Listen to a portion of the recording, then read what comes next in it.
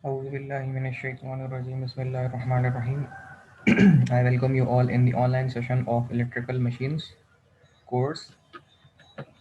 Today is our lecture number 8 of Electrical Machine course, and these are the lectures of Mirza Muhammad Amir, Sir Mirza Muhammad Amir, and modified by me, Engineer Adil Khan.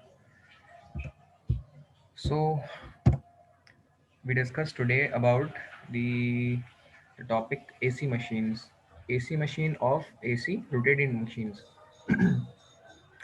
Before this course, if before this lecture, if anyone have any kind of query regarding previous sessions, previous topics, feel free to discuss with me.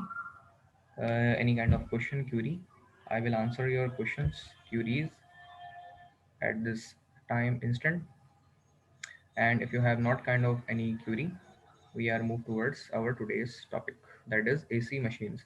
Before that, we have discussed the DC machines, DC motors, DC rotating machine especially, and we have discussed the separately excited DC motors, permanent magnet DC motors, and these are the kind of motors that we have discussed, the internal structure, that how it can work and on which principle it can work, the parts of armature and field winding, armature winding, and other kind of problem that faced by DC machine due to rotating motion, commutator, commutation. These are the aspects that we have discussed in previous sessions of DC machines. So today we are discussing about this AC machine, and I am again asking if anyone of you have any kind of query, please feel free to discuss. I will answer your query.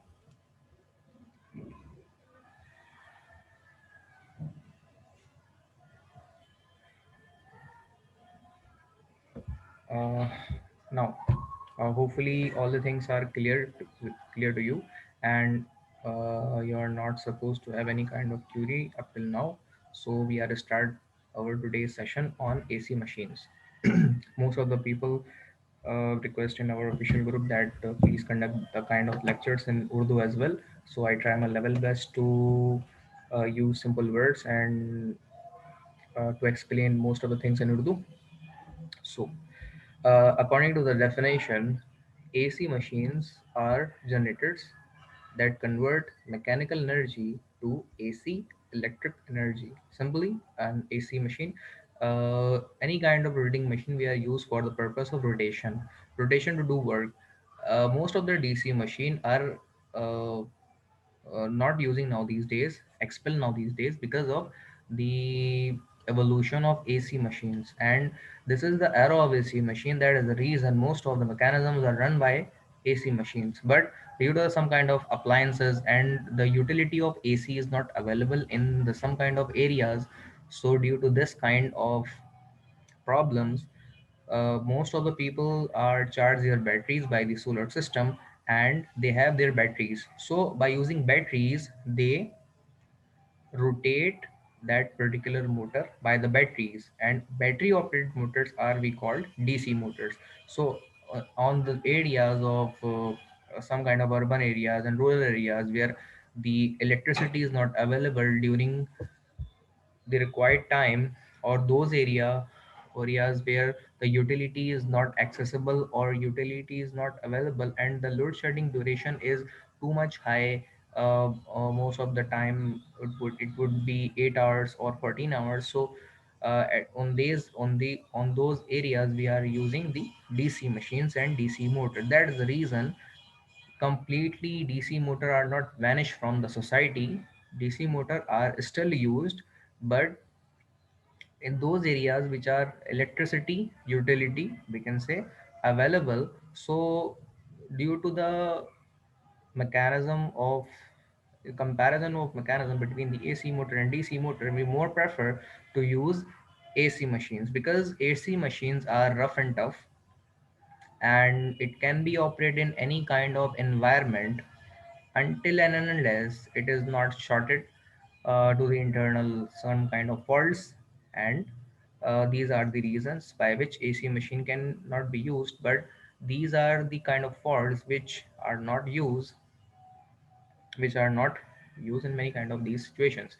So अगर हम compare करें AC Motors को और DC Motors को, तो उनके मुकाबले में डीसी मोटर हमारी मेंटेनेंस बहुत ज़्यादा लेती हैं।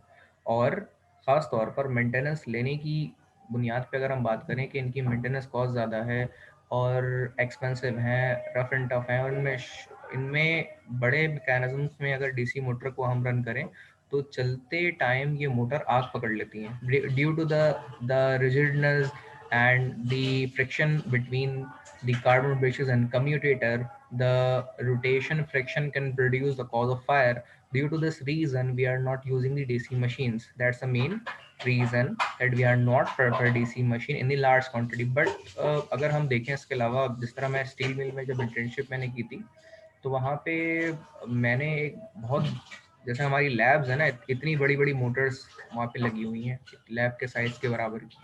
तो इतनी बड़ी मोटर, क्योंकि स्टील में रशिया के ताउन से लगी थी, तो उस वक्त जो लेटेस्ट टेक्नोलॉजी थी 90s के दौर की, वो डीसी मोटर्स की कामयाब थी। और इतनी लार्ज क्वांटिटी में एसी मोटर अवेलेबल भी नहीं थी मार्केट में, डीसी मोटर का ट्रेंड ज़्यादा था, तो वो लगा दी गई उस वक्त, और अब तक वही लगी हुई हैं। और इतने बड़े साइज में इतने बड़े टॉर्क को रिप्लेस करना, स्पीड को रिप्लेस करना अब नई मोटर के साथ, वो एक एक्सपेंसिव लेवल का एक एक्सपेंस होगा जिसको बियर करना बहुत मुश्किल है, जबकि आपका प्लांट भी ना चल रहा हो। तो इसीलिए डीसी मशीन्स आपको स्टील मिल में मिलेंगी, और बहुत बड़े इनॉर्मस साइज में डीसी मशीन्स अवेलेबल हैं। स्टील मेकिंग डिपार्टमेंट के अंदर जो कन्वेयर बेल्ट होती हैं, जो ट्रांसपोर्टेशन ऑफ कोल को इस्तेमाल के लिए रिक्वायर्ड होती है, उस मकसद के लिए हम डीसी मोटर्स को ट्रांसपोर्टेशन मकसद के लिए इस्तेमाल करते हैं। Up till now, if anyone have any kind of query or issue or kind of question, please feel free to ask. I will answer you. And if you not have kind of question, then we continue today's session or continue today's lecture.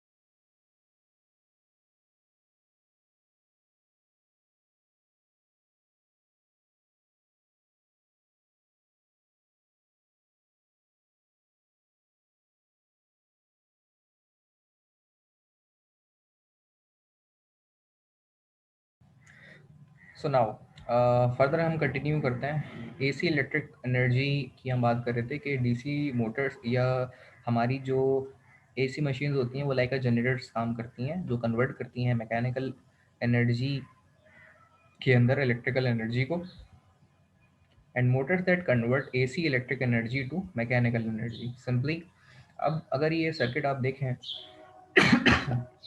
Sorry, तो ये motor आपको जो नज़र आ रही है, AC motor और DC motor में अगर हम मवाजना करें, if we take a difference between and compare between AC motor and DC motor consist of armature and field winding, and AC motor consists of rotor, which is the rotating part, and stator is the stationary part. So stationary means move nahi karta. So stator is a stationary part, it is not rotating part, and rotor is the moving part, rotating part in the AC motor. So the mechanism is run now in currently in this picture you can see this is the AC motor because it consists of the motor, stator and rotor. कोई बताएगा ये motor कौन सी है? ये कौन सी motor है? Sir induction motor है और वाउंड टाइप रोटर यूज किया गया है। ठीक है, और इसका मजीद एक और नाम भी होता है?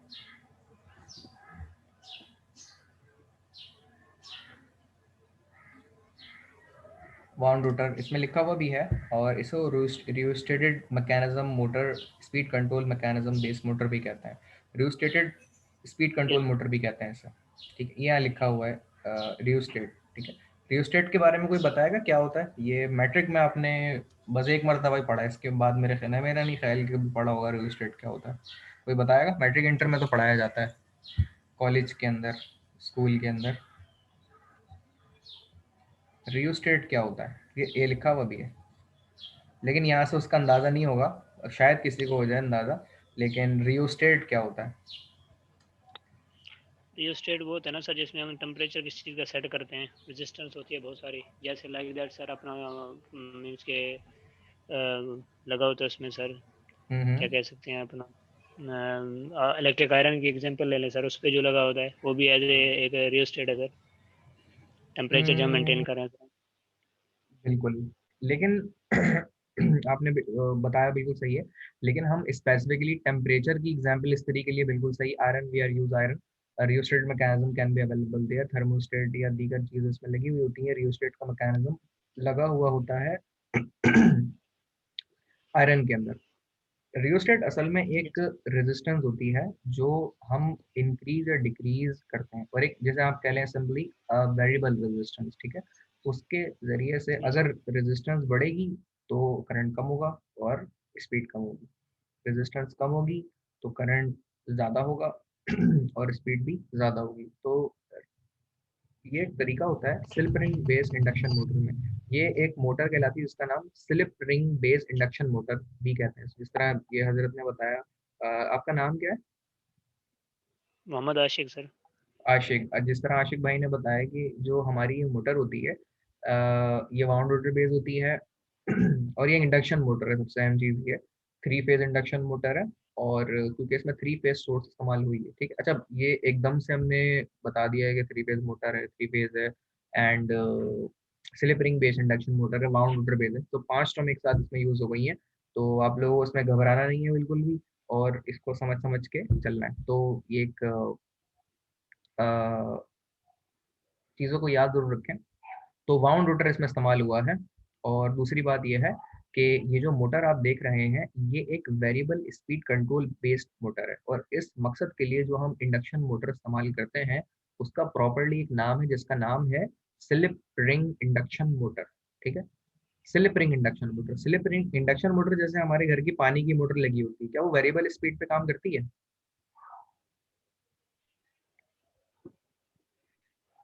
Anyone can tell me? Variable speed में नहीं सर। वो कांस्टेंट स्पीड पे काम करती है। अगर हम यस सर। उसे वेरिएबल स्पीड पे बनाना चाहें तो वो वेरिएबल स्पीड पे हम किस तरह बना सकते हैं? सर जो हमारे जो उसका फेज आ रहा है ना उसके सीरीज में रेजिस्टेंस ऐड कर देंगे, और एक हम्म वेरिएबल ऐड कर देंगे जो वेरिएबल रेजिस्टेंस है हमारी, उसकी वैल्यू हम्म जैसे डिक्रीज इंक्रीज करेंगे तो हमारी मोटर भी उसी रोटेशन से सर हम्म। आरपीएम उसके बढ़ेंगे और कम होंगे। बिल्कुल सही बात आपने बताई है, और ये चीज़ मेरे जहन में भी है। अच्छा, मैं आपसे कहता हूँ कि ना ये एक मोटर है जो कि स्लिप रिंग इंडक्शन मोटर है। ये एक इतना बड़ा, इसकी शाफ्ट के ऊपर हमने 3 रिंग लगाए इतने बड़े बड़े, और 3 रिंग लगाने के बाद जो है एक रियोस्टेट का मैकेनिज्म बनाया हुआ है। ये मैंने जब मैं फील्ड में एक कंपनी में काम करता था तो उसमें हमने ये मैकेनिज्म डिजाइन किया था। उसकी रेटिंग जो थी मोटर की, मैं बताता हूँ आपको, जरा 1 मिनट दे, बैटरी खत्म हो गई है।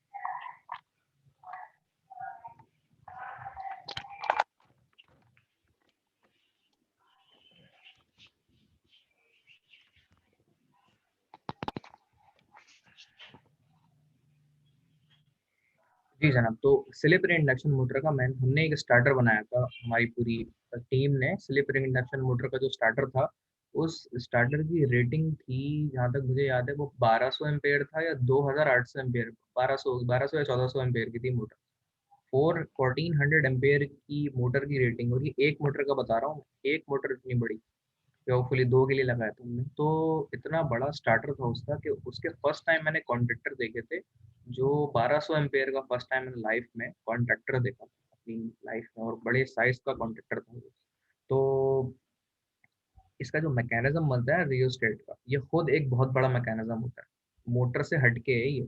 जो तारे आपको नजर आ रही हैं, और ये पूरा मैकेनिज्म हाइड्रोलिक बनाया जाता है, और इसमें पूरा वाटर बेस्ड रेजिस्टेंस लगाई जाती हैं, और वो डिप करती हैं पानी में, रेजिस्टेंस कम होती है, ज्यादा होती है। एक एक पूरी स्टडी है इसकी ना, कि किस तरह इसकी मोटर को की रेजिस्टेंस को कम ज्यादा करते हैं, और फिर हर एक मैकेनिज्म के इंस्टेंट के ऊपर हर एक का कॉन्ट्रैक्टर मैकेनिज्म अलग रखता है। जितने ज़्यादा स्टेज वाइज आपको रेजिस्टेंस लगानी होती है, उसके मुताबिक उतने स्टेप्स लगते हैं। मिसाल के तौर पे आप जब झूलों में बैठते हैं ना, ये मेरी गोराउंड के झूले होते हैं, तो जब ये स्टार्ट होते हैं तो इनकी स्टार्टिंग स्पीड होती है, फिर इनको स्लो स्पीड पे चलाया जाता है, फिर इनको मीडियम स्पीड पे चलाया जाता है, फिर इनकी मॉडरेट स्पीड पे चलाते हैं और फिर इनको फास्ट स्पीड पे चलाते हैं। जब ये बहुत तेज चलने लग जाते हैं फिर आपको अंदाजा होता है कि बहुत तेज चल रही है। अच्छा, उसके बाद करते क्या है, इनकी स्पीड कम करनी होती है, तो फास्ट स्पीड मोड से इनको लेके आते हैं मॉडरेट स्पीड पे, मॉडरेट स्पीड से इनको कम करते हैं लो स्पीड पे, फिर लो स्पीड से बंद कर देते हैं। इसका मतलब ये हुआ कि मोटर एक ऐसी होती है जो मल्टीपल टाइम, क्योंकि ये जो झूले होते हैं मैरी गो राउंड के, स्पिनिंग रोटेशन मशीन मोटर जो इसमें लगी हुई होती है वो कंटिन्यूस रोटेट करती है, क्योंकि आप झूला झूल के तो फ्री हो जाएंगे, लेट से 50 रुपए का टोकन आपने लिया, उसकी टिकट लिया, झूल के आप फ्री हो गए, लेकिन ये मोटर सपोज करें 8-8 घंटे चल रही होती है मुख्तलिफ स्पीड के अंदर, और पूरे वीक में चलती हैं, पूरे मंथ चलती है, साला साल चलती है। इसका मतलब ये हुआ कि स्पेशल कैटेगरी की मोटर्स होती हैं तो इस वेरिएबल स्पीड पे डिजाइन की जाती है, ठीक है। हर मोटर वेरिएबल स्पीड पे नहीं चलाई जा सकती, चला जरूर सकते हैं, लेकिन इसका ये मकसद नहीं होता कि हम मोटर को लेके वेरिएबल स्पीड पे चलाना शुरू कर दें। क्यों? BL थराजा की एक बुक है जो एसी मशीन्स या रोटेटिंग मशीन्स के ऊपर है, या एसी मशीन्स कह लें, एसी मशीन्स के अंदर आपके ट्रांसफार्मर और जनरेटर भी आ जाते हैं, मोटर भी आ जाती है। तो इसका पूरा एक वॉल्यूम 6 है, तो आप पढ़िएगा, उसमें मैंने एक मरतबा पढ़ लिया था वो थोड़ा सा। तो उसमें कैटेगरी ऑफ मोटर बयान की जाती है कि मोटर की जो कैटेगरी होती है वो डिफरेंट लेवल्स की होती हैं। जैसे ए कैटेगरी मोटर है, B type motor, C type motor, D type motor, तो इनकी मुख्तलिफ कैटेगरी होती है। वो बेस करती है स्पीड के ऊपर, टॉर्क के ऊपर, स्पीड टॉर्क कर्व के ऊपर, और साथ ही साथ करंट ड्रेनेज की स्पीड किसकी ज़्यादा है, या जो मुख्तलिफ स्टेजेस ऑफ दी स्पीड पे चल सकती है वो। फिर इसके अलावा जो गेयर मोटर होती हैं एसी के अंदर, वो डिफरेंट कैटेगरी की, एंगल रोटेशन के ऊपर चलने वाली और लॉन्ग टर्न रनिंग के ऊपर चलने वाली, और इस तरह कैटेगरी होती हैं उनकी। तो इससे अंदाज़ा फिर पढ़ने के बाद मुझे ये हुआ कि मतलब वो तो कैटेगरी से अंदाज़ा हो रहा है कि ए कैटेगरी की बी कैटेगरी के मैकेनिज्म में नहीं चल सकती, और बी कैटेगरी की मोटर सी टाइप के अंदर नहीं चल सकती, और सी टाइप की डी टाइप पे नहीं चल सकती। तो हर एक के मैकेनिज्म के अंदर जो क्लास वाइज मोटर को डिवाइड किया गया, उसका यही मकसद है ताकि हम मोटर की अलग अलग करेक्टरिस्टिक्स को देख सकें, जज कर सकें, और उसके मुताबिक हम उनको इस्तेमाल कर सकें। ठीक है जी। अच्छा, आपने एक जवाब दिया था, मैं उसके ऊपर आता हूँ। मैंने एक सवाल पूछा था, आशिक ने उसका जवाब दिया कि अगर मुझे घर के पानी की जो मेरी मोटर लगी हुई है, अच्छा ऑब्वियसली ये सारी बातें जो हैं इस लेक्चर से रिलेटेड नहीं है, लेकिन वो डिस्कस होती जा रही हैं, तो ये एक रियल टाइम सिनेरियो है जिसका प्रॉब्लम बेस्ड सोल्यूशन हम यहाँ पे डिस्कस कर रहे हैं। तो फिलहाल अभी तक लेक्चर का इससे ताल्लुक नहीं है, लेकिन ये रेलेवेंट बातें वो हैं जो हमको पता होनी चाहिए बीइंग एन इंजीनियर। आशिक साहब ने ये बताया था कि अगर हम सिंगल फेज की मोटर इस्तेमाल कर रहे हैं तो सीरीज में लोड के साथ, यानी मोटर के साथ सप्लाई में रेजिस्टेंस लगा दें और वेरिएबल लगा दें। स्पीड अगर आपको बढ़ानी है तो रेजिस्टेंस कम कर दें, स्पीड कम हो जाएगी, बढ़ जाएगी, और अगर आपको स्पीड बढ़ानी है तो रेजिस्टेंस कम कर दें, स्पीड वाइस वर्सा चल जाएगी। तो इसका मतलब ये हुआ कि वेरिएबल स्पीड रखने के लिए हम सप्लाई को वेरिएबल रख सकते हैं, लेकिन इससे होगा ये कि मोटर आपकी जल जाएगी, क्योंकि वो उस मैकेनिज्म के लिए डिज़ाइन नहीं हुई। पहली बात। दूसरी बात ये कि स्लिप रिंग इंडक्शन मोटर बनती ही इन मैकेनिज्म्स के लिए। मिसाल के तौर पे हमने ना ये सेलेक्ट रखा हो, मैं जरा स्केल ले लूँ, एनोटेशन स्पॉटलाइट। अगर मैं इस मैकेनिज्म पे रखता हूँ ना, देखें यहाँ रेजिस्टेंस ज़्यादा है, मैं कनेक्टर, ये मेरा आउटपुट का इस तरह एक फेज में लगा हुआ स्लिप रिंग के ये वाले में। अब जितने ज़्यादा मैं इन दोनों के दरमियान रेजिस्टेंस बढ़ाऊंगा, उतनी ज़्यादा रेजिस्टेंस के नतीजे में होगा ये कि स्पीड कम होगी, और मैं जितना ज़्यादा इसे क्लोज करूंगा ना इन टर्मिनल्स, उतनी ज़्यादा रेजिस्टेंस कम होगी, और जब रेजिस्टेंस कम होगी तो स्पीड ज़्यादा होगी। इसका मतलब ये हुआ कि मैं इस ये जो एक रोटेशन मोड लगा हुआ है, जितनी ज़्यादा अगर मैं इसे क्लॉकवाइज घुमाऊं, क्लॉकवाइज, तो क्लॉकवाइज रोटेट करने के नतीजे में रेजिस्टेंस कम होगी या ज़्यादा होगी? इस व्हील को, रोटेटिंग मैकेनिज्म को, स्विच को मैं अगर क्लॉकवाइज घुमाता हूँ तो मेरी स्पीड कम होगी या ज़्यादा होगी? सर स्पीड रेजिस्टेंस कम होगी, रेजिस्टेंस कम होगी तो सर स्पीड बढ़ेगी सर। बढ़ेगी। इसका मतलब क्लॉकवाइज इस रोटेटिंग मैकेनिज्म को बढ़ाने के नतीजे में मेरी स्पीड बढ़ेगी। और अगर मैं इस मैकेनिज्म को एंटी क्लॉकवाइज घुमाऊं, ऑब्वियसली एंटी क्लॉकवाइज का मतलब ये होगा कि ये वाला मैकेनिज्म या स्विच यहाँ लगा हुआ होगा, ठीक है। और जब मैं इसे एंटी यस क्लॉकवाइज रोटेट करूंगा तो मेरी स्पीड कम होगी या बढ़ेगी? सर, एंटी क्लॉकवाइज करने से रेजिस्टेंस इंक्रीज होगी तो स्पीड डिक्रीज होगी सर। स्पीड डिक्रीज होगी, बीजी जनाब। तो ये मैकेनिज्म होता है। अच्छा, इसका मतलब ये हुआ कि इस स्विच ऑफ सिलेक्टर को करने के लिए कोई स्विच होना ज़रूरी है और कोई ऑपरेटर होना ज़रूरी है। ये दो काम होंगे तो ही हम स्पीड कम, ज़्यादा, मॉडरेट और बहुत ज़्यादा कर सकते हैं। समझ रहे हैं इस बात को? Yes sir. दूसरी बात यह है, अगर हम इस सारे मैकेनिज्म को एक तरफ रख दें और इन सप्लाई और स्टेटर ऑफ द फील्ड के दरमियान रेजिस्टेंस को ऐड कर दें और उन रेजिस्टेंस को वेरिएबल बना दें, तो क्या ये मैकेनिज्म इस पूरे सिस्टम से आसान नहीं होगा? Yes sir.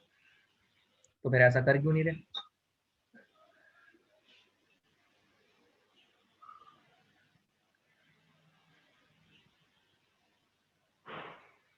जी, वैसे तो हमारे साथ 6 लोग मजीद भी हैं, तो आशिक साहब के अलावा भी कोई आंसर दे सकता है मेरे ख्याल में।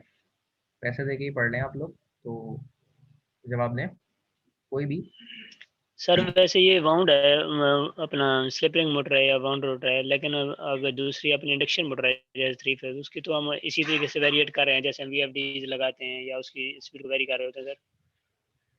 जी जनाब, हम उस पे नहीं आ रहे। वो हमारा इस अ, जो हमारा कोर्स है उसका लास्ट टॉपिक वीएफडी के ऊपर होगा। तो हम अभी जी सर। वीएफडी, क्योंकि लेटेस्ट टेक्नोलॉजी और एक इलेक्ट्रॉनिक सर्किट बेस्ड एक मैकेनिज्म है जिसमें हम फ्रिक्वेंसी को कंट्रोल करते हुए स्पीड को मोटर की कंट्रोल करते हैं, वो इससे बिल्कुल हट के टेक्नोलॉजी और मैकेनिज्म। इसीलिए हम जो है वो वीएफडी का जिक्र यहाँ नहीं कर रहे। वीएफडी की साइंस एक डिफरेंट है, वो एक कॉम्पैक्ट टेक्नोलॉजी है जो इलेक्ट्रॉनिक्स सर्किट्स के तौर पे वोल्टेज को कंट्रोल करते हैं और फ्रिक्वेंसी को कंट्रोल करते हुए हम स्पीड को कंट्रोल करते हैं। तो उन मकसद को इस तरह से अचीव किया जाता है। लेकिन वीएफडी की टेक्नोलॉजी के अंदर आपके रेक्टिफायर लगते हैं, इन्वर्टर लगता है, और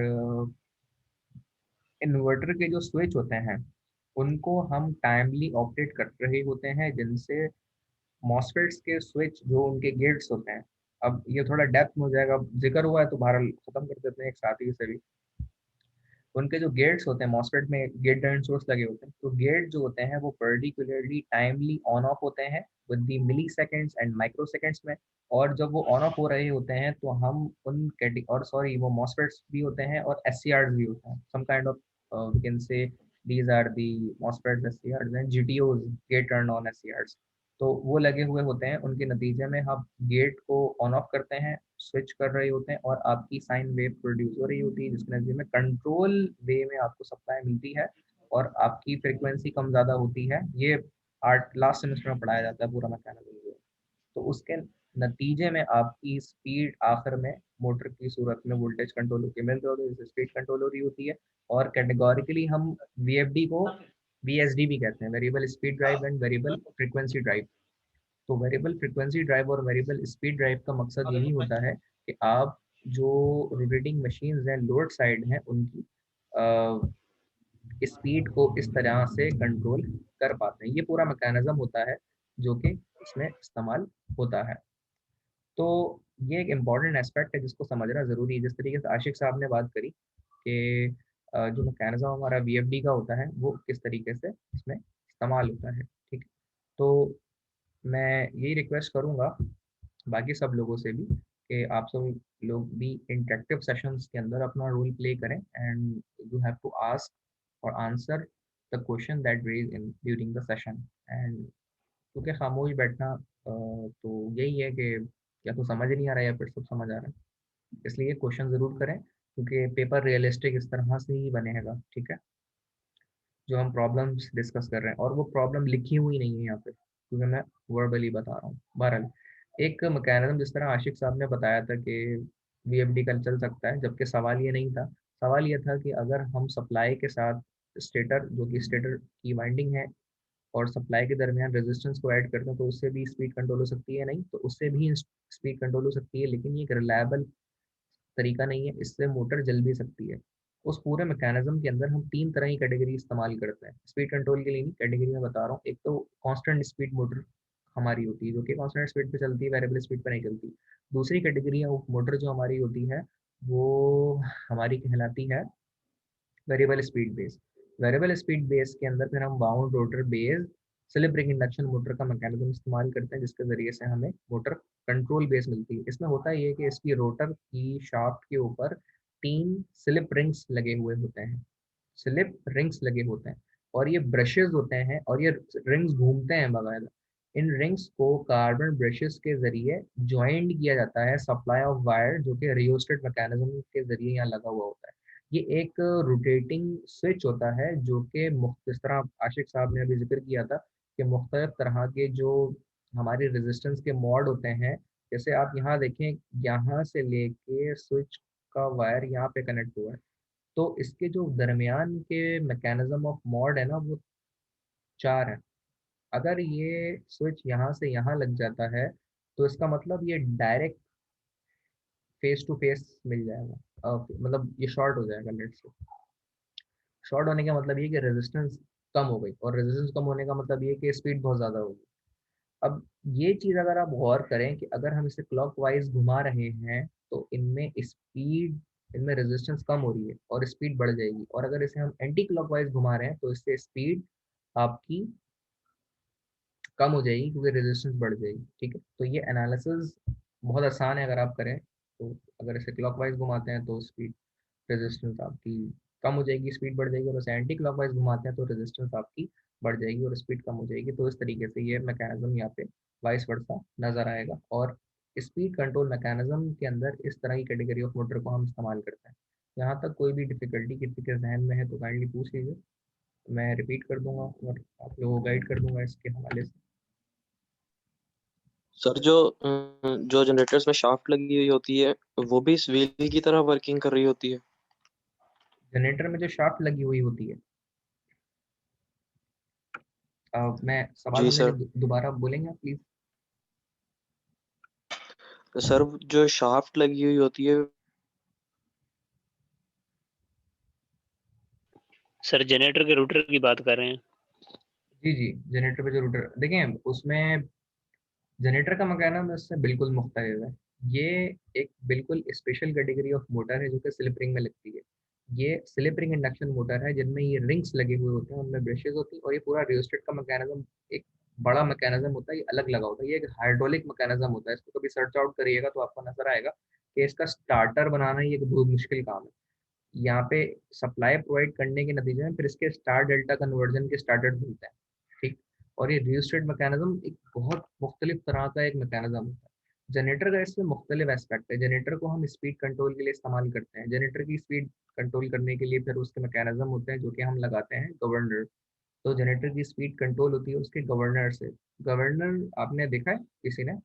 गवर्नर जनरेटर में जो लगा हुआ होता है। यस सर, सर वो मैकेनिकली ऑपरेट कर रहा था ना आरपीएम को। जी बिल्कुल बिल्कुल, यही चीज़ है। और जो छोटे जनरेटर्स होते हैं, अगर उसमें आप देखें तो उनका गवर्नर कहाँ लगा होता है? सर वो वैसे जो पैनल होता है उसका।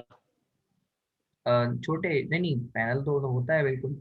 छोटे जो जनरेटर होते हैं सिंगल फेज के, जैसे मैं बात करूँ मेरे घर में जैसे जनरेटर है, वो 2.2 केवीए का है, 2 किलोवाट। तो उस जनरेटर का जो गवर्नर है ना, वो उसके इंजन के ऊपर एक नट लगा हुआ है, वो उसका गवर्नर है। तो एक मरतबा मैंने गवर्नर जो है ना, मतलब मुझे ये हरकत उल्टी सीधी करने की बहुत आदत है ना, तो मैंने जो है उसके गवर्नर को मतलब बिल्कुल फुल स्पीड पे रख दिया, तो नो लोड कंडीशन पे भी वो फुल स्पीड पे चल रहा था। तो इत्तेफाक से मैंने बुलाया कि ऑपरेटर को, भाई जरा ये देखो, इसमें आवाज़ बहुत ज़्यादा कर रहा है। तो ट्यूनिंग करते वक्त उसने बताया कि भाई ये जो है ना, जो आपने किया है ना, इससे होता ये है कि कुछ टाइम मजीद अगर चलता ना, जनरेटर का इंजन फट जाता। तो क्योंकि ओवर एक्साइटेड मोड के ऊपर मैंने उसको घुमा घुमा के उस सेटिंग पे कर दिया था। तो गवर्नर को बिला वजह छेड़ना नहीं चाहिए, क्योंकि कुछ चीज़ें हमारे स्कोप से बाहर होती हैं, हमें समझने की ज़रूरत है, और हर चीज़ में मतलब हमें इंटरफेयर नहीं करनी चाहिए। तो इस तरह की बहुत सारी चीज़ें हैं जो मैं कर रहा होता हूँ अपने घर में, इससे सीखता हूँ बहरहाल, और बहरहाल इससे नुकसान ना हो तो बेहतर है। तो गवर्नर छोटे जनरेटर्स में उनके इंजन के ऊपर लगा हुआ होता है, और उसकी सेटिंग एडजस्टमेंट के लिए लगता है। एक होता है एक्सेलरेटर, जो एक स्पीड कंट्रोल और लोड को उठाने के लिए उसमें लगता है, ताकि जब आप स्टार्टिंग में से चलाते हैं तो वो अपने आरपीएम को मेंटेन रखे। गवर्नर जो बेसिक मकसद होता है वो उसकी स्पीड, जिस तरह इन्होंने बताया शिव साहब ने, उसके आरपीएम कंट्रोल, रोटेशन पर मिनट, रोटेशन पर सेकंड को कंट्रोल करने के लिए गवर्नर आपके जनरेटर्स में लगाया जाता है, और उसके नतीजे में आपकी स्पीड मेंटेन रहती है। और ये इसकी एडजस्टमेंट करना इसलिए ज़रूरी होती है कि जब आप लोड अप्लाई करते हैं, अगर आपका जनरेटर डीजल पे चल रहा है, पेट्रोल पे चल रहा है, तो बहुत बेहतरीन आपको एफिशिएंसी प्रोवाइड करेगा। लेकिन गैस पे अगर आप चला रहे हैं तो उसको फिर लोड उठाने के लिए उसके एक्सेलरेटर और गवर्नर की एडजस्टमेंट करना ज़रूरी है। अच्छा, ये जनरेटर का जिक्र बीच में पता नहीं कैसा आ गया, तो जनरेटर का जिक्र हम करेंगे जब जनरेटर के सेक्शन को पढ़ेंगे। अभी हम मोटर के तौर पर करते हैं, तो मेरे ख्याल में ये जनरेटर का मैकेनिज्म में इस्तेमाल नहीं होती। जनरेटर का मैकेनिज्म इससे मुख्तलिफ होता है, और उसमें governor speed base RPM control करता है। होपफुली जैसा आपने सवाल पूछा था मैंने जवाब दे दिया है। हम यहाँ से आगे चलें, अगर कोई सवाल मजीद नहीं है किसी का। तो जनाब हम यहाँ से बात करेंगे टाइप्स ऑफ एसी मशीन, जिसमें सिंक्रोनस मशीन आती है। सिंक्रोनस मशीन जो आपकी होती है उसमें सबसे एक अहम चीज़ ये होती है कि सिंक्रोनस मोटर के अंदर भी स्टेटर होता है और उसमें एक रोटर होता है।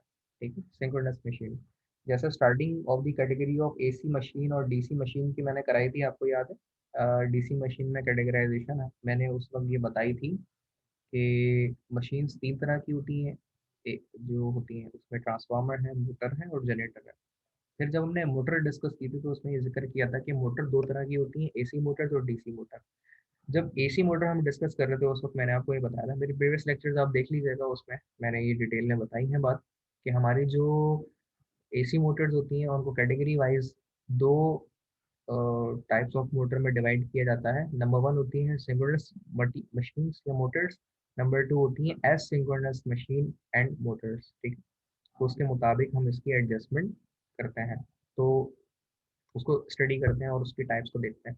अच्छा, सिंक्रोनस मशीन हो या एसिंक्रोनस मशीन मोटर्स हो, इन सब में एक चीज़ है कि ये दोनों सिंगल फेज और थ्री फेज आती है। ठीक है, सिंक्रोनस मशीन से दो सिंगल फेज होती हैं वो बहुत एक्सपेंसिव होती हैं, और इंडक्शन मोटर जो सिंगल फेज होती हैं वो चीप होती हैं, आसानी से मिल जाती हैं आपको। जावेद के पंप मिल जाएंगे, और किसके पंप होते हैं जो मार्केट में आसानी से मिल जाते हैं, ये जो पानी की मोटर होती हैं, किसी को याद है कौन कौन से ब्रांड आते हैं इसमें? Grand Ford sir. ये भी ब्रांड अच्छा है। एक इसके अलावा और भी होते हैं, मेरे जहन में नहीं आ रहे। जावेद के पंप मशहूर है ज़रा। पेंटॉक्स। इंटॉक्स का भी है बिल्कुल। तो सर बहरहाल पेंटॉक्स। पेंटॉक्स पेंटॉक्स भी है। तो बहरहाल ये ब्रांड है, इसमें मुझे फिलहाल अभी याद नहीं आ रहे, और जब हम इसको जिक्र करेंगे तो उसको डिस्कस करेंगे। अभी मैंने ये जिक्र किया कि जिस तरह हमारी मशीन्स होती हैं सिंक्रोनस मोटर्स, अगर वो सिंगल फेज हों तो वो बहुत एक्सपेंसिव बैठेंगी, और थ्री फेज अगर सिंक्रोनस मोटर हो तो वो उसके क्राइटेरिया के मुताबिक वो ठीक बैठेंगी। सिंक्रोनस मोटर की और सिंक्रोनस मशीन्स की दोनों एक ही चीज़ होती है। दोनों के अंदर स्पेशल कैटेगरी ऑफ टाइप ये होती है मोटर में कि सिंक्रोनस मोटर जो हमारी होती है उसको हम इस्तेमाल करते हैं पावर फैक्टर इंप्रूव करने के लिए। और दूसरा feature synchronous motor synchronous machine का ये होता है कि हम सिंक्रोनस मशीन सिंक्रोनस मोटर को इस्तेमाल करते हैं constant load of the RPM को ऑपरेट करने के लिए। इस मकसद के लिए हम इस्तेमाल करते हैं सिंक्रोनस मशीन्स। इसके दो तीन फायदे हैं, और तीसरा फायदा ये होता है कि इसके ऊपर आप कितना भी वेरिएबल लोड डाल दें ये कांस्टेंट स्पीड ऑफ आरपीएम पे चलेगी।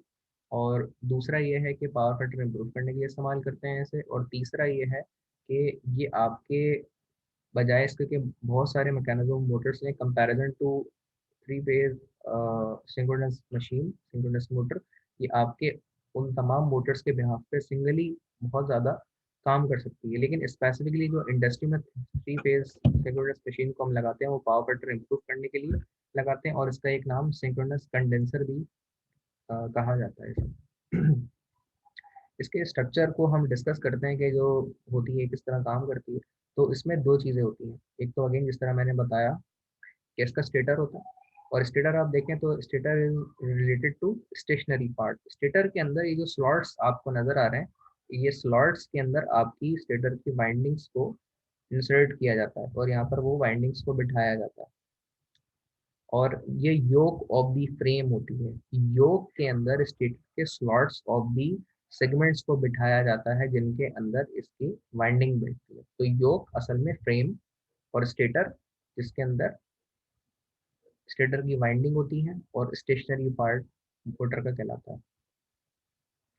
अच्छा, साथ ही साथ स्टेटर के ये स्लॉट ऑफ सेगमेंट्स होते हैं, और स्टेटर के अंदर हम असल में आर्मेचर वाइंडिंग करते हैं। अगर आप डीसी मोटर को कंपैरेटिवली इससे कंपेयर करें तो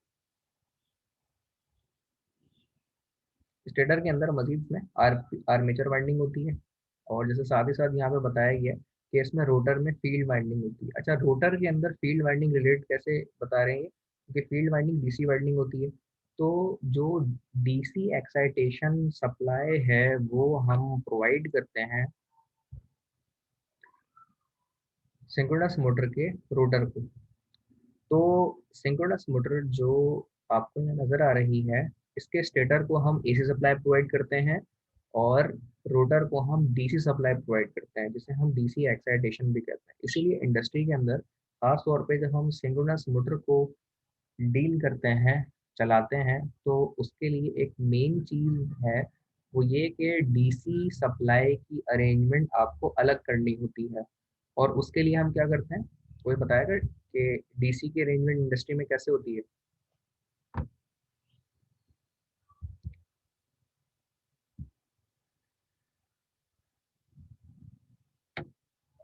जी जनाब।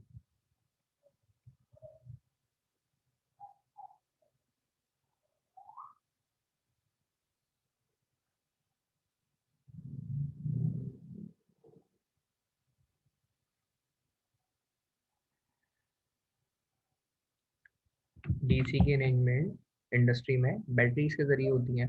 तो बहुत सारे मैकेनिज्म, जिस तरह मैं जब लकी सीमेंट गया था अपने बैचलर के टर्नओवर में, तो वहाँ पे उन्होंने कुछ इस तरह के मैकेनिज्म थे, खास तौर पे सिंक्रोनस मशीन के लिए जो एक्साइटेशन सप्लाई थी, और बहुत सारी हमारी ऐसी मोटर्स जो कि डीसी के ऊपर चलती थी, उनके लिए अरेंजमेंट उन्होंने डीसी की बैटरी ऑपरेटेड रखी थी। तो इसी तरीके से जब हम specifically synchronous machine of the Motors की बात करते हैं, तो उसके रोटर को एक्साइटेशन सप्लाई प्रोवाइड करने के लिए हम डीसी एक्साइटेशन के लिए इस्तेमाल करते हैं बैटरीज को, और यहाँ से प्रोवाइड करते हैं। तो मैं रिक्वेस्ट करूँगा किसी एक से कि आज के सेशन की जो अटेंडेंस है काइंडली वो सर्कुलेट कर दीजिए हमारे ऑफिशियल व्हाट्सएप ग्रुप पे, ताकि सब लोगों को अटेंडेंस आज की मिल जाए। सेशन एंड होने में कुछ 1.5 मिनट बाकी है, तो बिफोर दैट आज के अटेंडेंस सेशन की वो शेयर करते हैं हमारे व्हाट्सएप ग्रुप पे।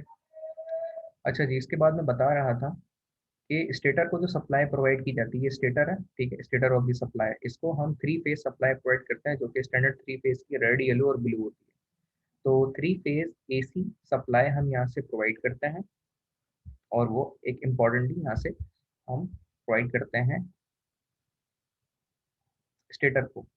और स्टेटर की एक्साइटेशन सप्लाई एसी होती है, जबकि रोटर की डीसी एक्साइटेशन सप्लाई होती है। अच्छा, मैं रिक्वेस्ट करूंगा आज के सेशन की अटेंडेंस सर्कुलेट कर दीजिए हमारे ऑफिशियल व्हाट्सएप ग्रुप पे। कोई एक ले ले, आप में से आशिक ले ले, या जो भी कोई आज मौजूद है उनमें से अटेंडेंस हमारी शेयर कर दें हमारे आज के सेशन की व्हाट्सएप ग्रुप पे।